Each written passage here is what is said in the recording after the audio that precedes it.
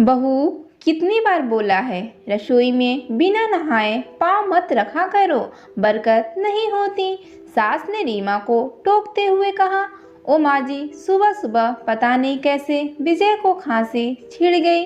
जग में पानी खत्म हो गया था, इसलिए रसोई में आना पड़ा। रीमा ने उत्तर दिया, तो मंगवा लेती ना किसी से। उफ, बहाने तो सुनो। आजकल की बहुओं के पहले तो उठती नहीं, फिर बहाने लेकर आ जाती हैं। रीमा की सास मुंह में बुदबुदाने लगी। क्या हुआ तुझे विजय? सुबह सुबह बहू बोल रही थी खांसी छिड़ रही है, और आज पानी नहीं था, खुद ले आता। इसे क्यों बिना नहाए किचन में भेज दिया? माँ रोज तो नहाकर ही रसोई संभालती है, आज चली गई तो कौन सा पहाड़ टूट पड़ा। आप भी ना। राजीव ने अपना पक्ष रखते हुए कहा।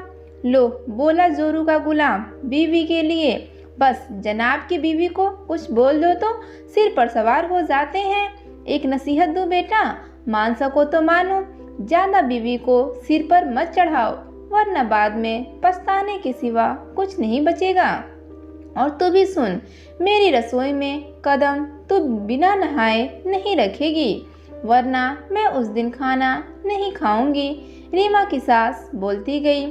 अजीब जिद है राजीव माँ जी की, मुझे तो समझ नहीं आता ये सब कायदे कानून और नसीहत सिर्फ मेरे लिए क्यों है। माँ आपको तो नहीं रोकती बिना नहाए किचन में जाने से। रीमा झुंझलाहट में बोली। कुछ दिन बाद रीमा की ननद सीमा मायके आई। अगले दिन सुबह उठकर वो बिना नहाए किचन में चली गई और अपने और माँ के लिए चाय बना लाई। दोनों माँ बेटी चाय पीने ही बैठी थी कि रीमा उनके पास पहुंची और नंद के साथ बैठकर बातें करने लगी। सीमा रीमा से बोली, क्या बात है भाभी, सुबह सुबह नहाकर तैयार भी हो गई, कहीं जा रही हो क्या? नहीं दीदी, बस रसोई में काम करना था, इसलिए नहाना जरूरी था। रीमा बोली, आप सही हैं भाभी, सुबह उठकर नहा धोकर घर की जिम्मेदारियां निभाने लग पड़ी, और हमें देखो, हमें जब तक चाय नहीं मिलती हमारी आंख नहीं खुलती।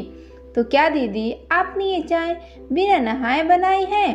रीमा बोली, और नहीं तो क्या भाभी, कौन सवेरे सवेरे नहाने लगे, सारा दिन पड़ा है, आराम से नहाऊंगी। सीमा बोली, माँ जी, अब आपके हल से चाय उतर गई क्या?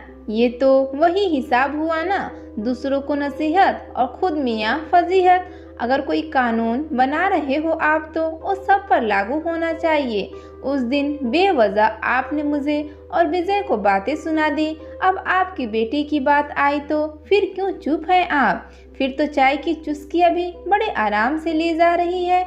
माँ, रिश्ता हमेशा एक तरफ से नहीं निभता, उसको निभाने के लिए दोनों पक्ष की जरूरत होती है।